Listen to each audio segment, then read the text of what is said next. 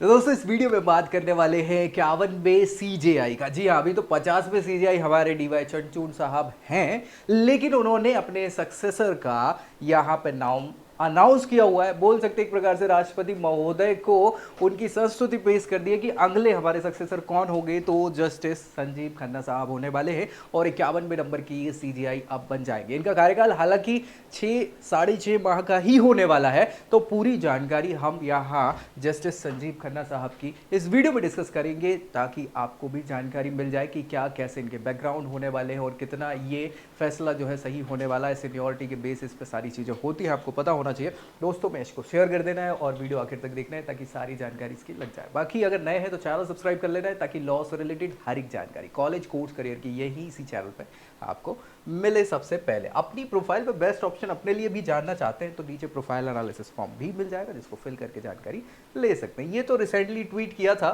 Tweet नहीं मतलब हाँ बेसिकली एक्स हो गया है उसका नाम।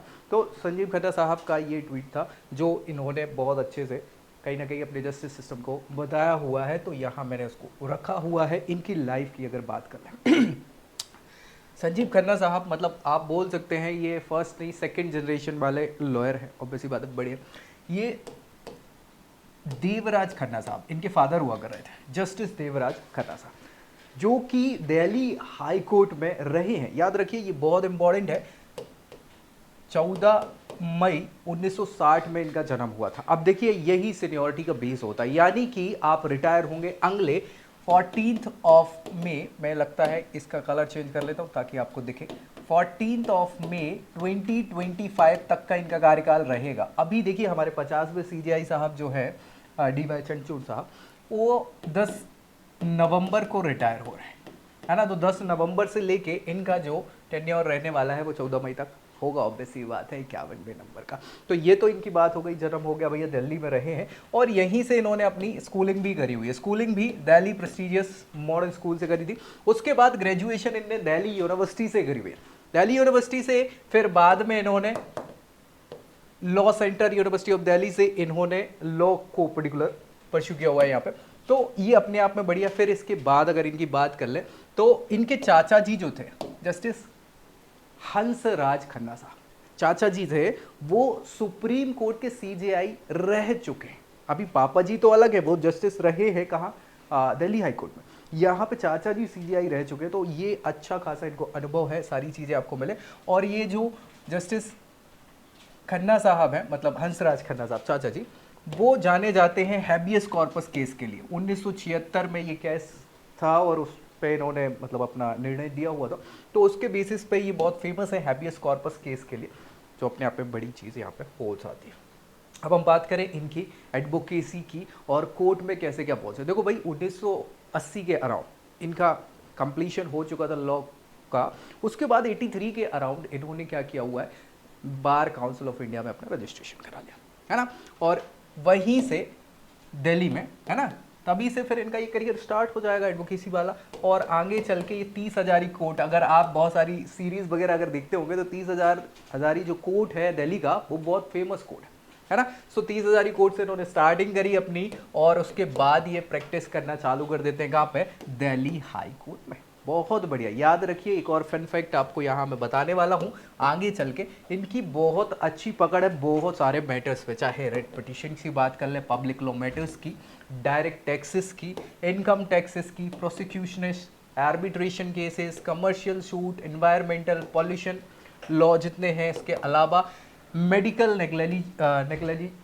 नेग्लिजेंस जिसको बोलते हैं। तो ये केसेस इन्होंने बहुत अच्छे से हैंडल किए हुए हैं और बहुत ही वास्ट वैरायटी आप बता दूं कि इनको नॉलेज है इन सारे लॉज का। और इसी कारण से इसको देखते हुए क्या हुआ भैया, इनको सीधा का सीधा सुप्रीम कोर्ट के जज बना दिया गया।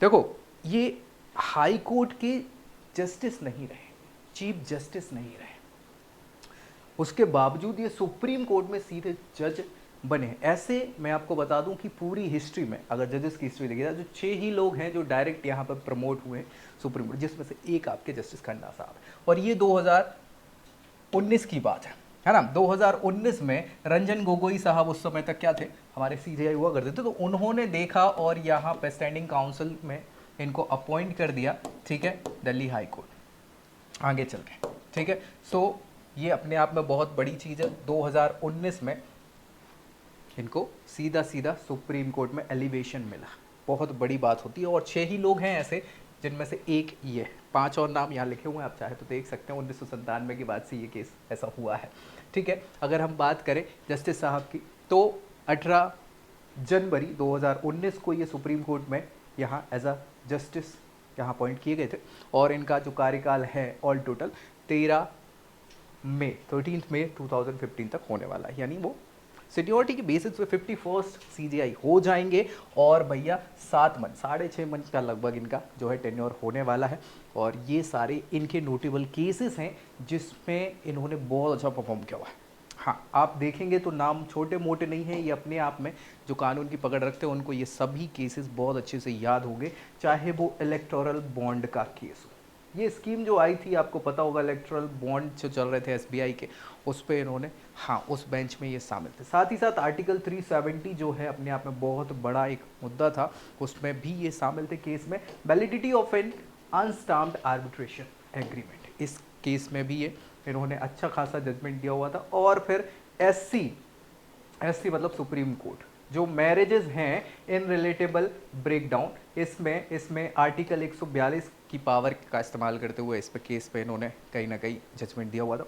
और office of CGI falls within the review of RTI, है ना, RTI के अंदर यहाँ पे किसका CGI ऑफिस को इन्होंने लेके आया। तो ये ऐसे इंपॉर्टेंट केसेस रहे हैं जहाँ पे इनका संबंध रहा है इन केसेस में। और बहुत सारे और भी केसेस रहे हैं, हालांकि वो बहुत इंपॉर्टेंट नहीं थे, लेकिन हाँ, इनको मैं बता दूं कि अच्छा खासा अनुभव है इस फील्ड का, सेकेंड और थर्ड जनरेशन लॉयर है और बहुत अच्छा बैकग्राउंड इस चीज़ का रहा है। जो 51st CGI हमारे होने वाले, तो भाई क्या करना है वीडियो में, मुझे लगता है सारी चीज़ें हमने क्लियर कर ही ली है। दोस्तों में इसको शेयर करना है और चैनल सब्सक्राइब करना बिल्कुल नहीं भूलना है। ऐसी जानकारी के साथ अगली वीडियो में मिलेंगे, तब तक के लिए जय Hind. I hope you like this video. For more such videos, keep watching our channel. And do not forget to like, share and subscribe.